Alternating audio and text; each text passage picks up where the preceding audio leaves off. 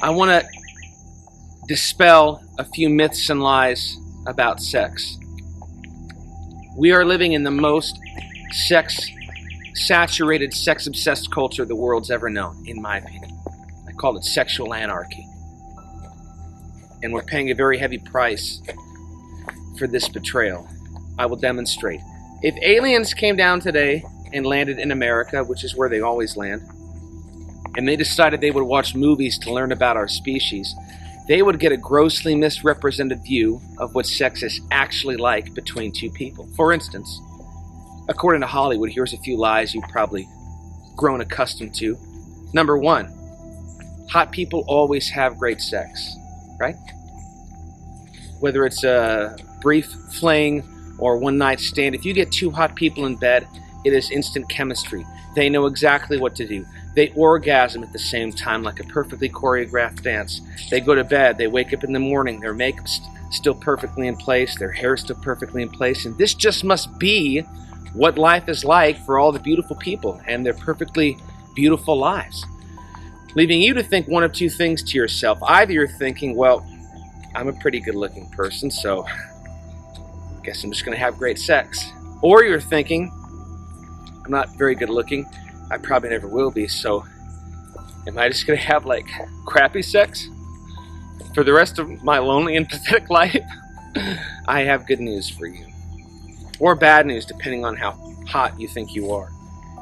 Your level of hotness, according to Hollywood's nebulous, superfluous, ever-changing, and completely irrelevant set of beauty standards, has no bearing whatsoever over the quality of sex you can have over the course of your adult life.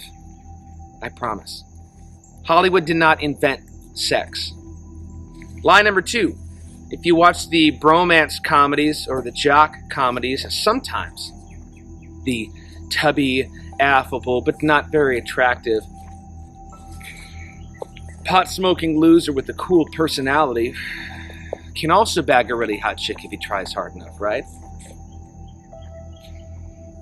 But it's never the other way around.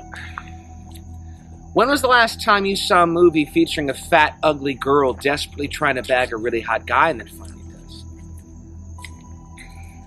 They don't make a lot of movies like that, do they? Nope. Because in Hollywood, all the women are super hot. They're always ready for sex. They're pretty much always the ones initiating sexual contact. So ladies, if that's not you, according to Hollywood, you're just going to have to get with the program or be miserable and alone for the rest of your lives.